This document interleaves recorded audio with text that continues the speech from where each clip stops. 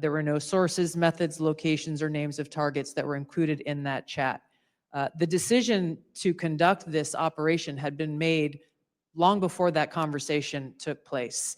I do take my responsibility very seriously and played an integral role in providing the intelligence community's assessments that led to the ultimate decision by the president to conduct an operation, which, by the way, was very successful and continues to be very successful.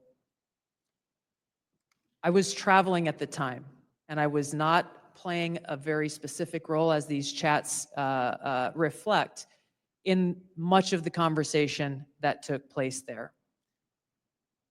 Secretary Hegseth, in my experience, has continued to operate in the way that President Trump's confidence in him inspires, which is in the best interest of the American people and our war fighters, and ensuring our national security. I think it's wrong to impugn him, especially at a point where he is not here to defend his own honor. Thank you, Congressman. I agree with your assessment and support for the Secretary, and I yield back. Gentleman yields. Ms. Houlihan. Thank you for the time. And I struggle. And if you look at my notes, I've changed my mind about 1,000,000 times what I'd like to talk about. I'd like to first start with Director Ratcliffe.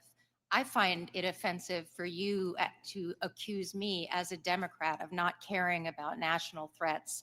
I very much wanted to talk about those. In fact, had prepared questions in advance of this hearing about those threats, specifically about biosecurity and bioterrorism. But I don't have time to ask those questions because the threat is in the House. The threat is across the dais, and I need to ask these questions. It's my job to ask these questions of you. Because when I served in the military and I served in classified environments, had this happened to me, I would have walked my resignation in immediately. This is not okay. Communicating these sorts of things in Signal is not okay. Targets, times, those kinds of things are absolutely classified, and we all know it. I know it. These people know it. You all know it. And the fact that we're having to have these conversations now means that I can't ask the questions that I need to ask about things like bioterrorism and biosecurity. And so I'd like to put you in check as well, sir, because you can't assume who I am any more than I can assume who you are, sir. I would like to move my questions, however, over to Director Gabbard, because you are the DNI. You do have an obligation and a responsibility. I'm going to speak to you specifically about the fact that you have spent much of your 40 days talking about the importance of making sure that we don't reveal classified information, making sure that we don't leak information. You're a former battalion commander in the Army. I don't think that you would have necessarily appreciated the kind of leaking of information that I believe absolutely did happen in this Signal channel and is worthy of a further investigation. In fact, this committee established something called 50 U.S.C. 3235A, and this committee, on a bipartisan, apartisan basis, requires you, the DNI, to swiftly notify Congress and the Intelligence Committee if you're aware of any sort of significant unauthorized disclosure or compromise of classified information, which I would argue this has all of the markings of being that. And so if you, as the DNI, see such a thing anywhere within your organization's purview, you have the obligation to begin an investigation to report back to us on that. Would this seem to qualify to you as something worthy of that investigation? Thank you for your question, Congresswoman. In this situation, Secretary Hegseth has the Yes or classification no? and You are the declassification DNI. authority over DOD information. This chat did not have the auspice of being a DOD chat. There's no such thing as labeling it as DOD. This was a chat amongst a great variety of people, and you, according to our law that we passed here bipartisanly, have an obligation when you think there has been a tangible, significant leak of information to instigate an investigation. Do you not think it's important to do such a thing? Well, the National Security Council is investigating no? this inadvertent leak.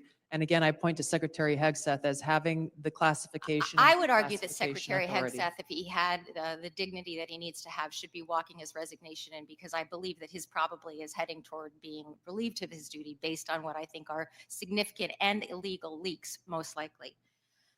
I would like it if you would please commit to this organization that you will follow the law. And I would like it if you would also investigate what is likely to be more than just this chat, Because if there's one, there's more than one. If there's smoke, there's fire. Would you please obligate yourself and your organization to that investigation? Yeah, Congresswoman, yes, I will follow the law. Thank you. I appreciate that. And Director Patel, I learned just recently that you only heard about this yesterday, which blows my mind since I heard about it 2 days ago. And I'm just a low on the dais, junior chipmunk here. Did you really only hear about this yesterday? The exact timeline, I'm not aware of, but yeah, I think it was yesterday or the night And now that before. another day has passed, do you Well, actually, it believe, was the night before the hearing. now that another day has passed, do you believe that it's now time potentially for the FBI to open an investigation into this? I'm not going to comment on that Because you're the director of the FBI, you don't believe it's appropriate to comment on that? because there's a process in place. There's an ongoing litigation and the National Security Council is reviewing this matter. And I'm not going to discuss any open or closed That ongoing investigations. investigation, literally, the lawsuit happened today or yesterday afternoon. And the idea that you don't have an opinion on this at this point is frustrating to me. No, it's not. My I'm not final going to question, prejudge any reclaiming my matters, time, my and the men final and women of the question, reclaiming my FBI will time, reclaiming call my the time, balls and strikes, reclaiming my time, not sir. you. Sir, Mr. Chairman, I'd like to have. Gentlewoman's recognized.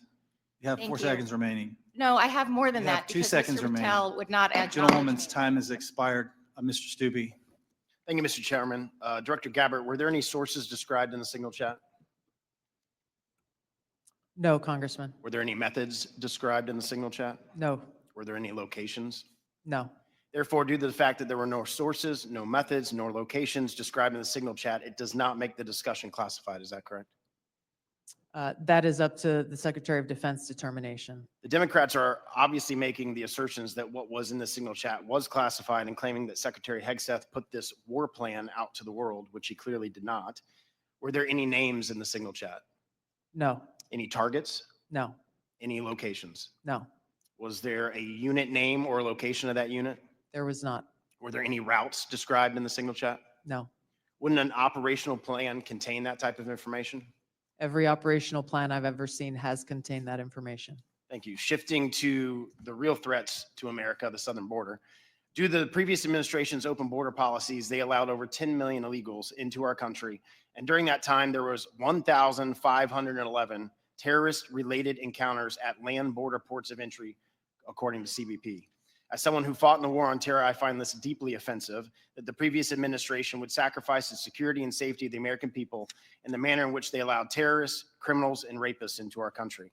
In your testimony, you state, and I quote, based on the latest reporting available for a year-long period ending October 2024, cartels were largely responsible for the deaths of more than 54,000 U.S. citizens from synthetic opioids. A lot of those citizens are from my home state of Florida. Cartels, narco-terrorists, and other violent transnational criminal organizations have violated the territorial integrity and sovereignty of the United States and have also fueled human trafficking and the opioid epidemic that many of my fellow Floridians have witnessed for far too long. I applaud President Trump and his swift decision to designate the narco terrorists and Mexican cartels as foreign terrorist organizations. And I want to thank each of you for making this a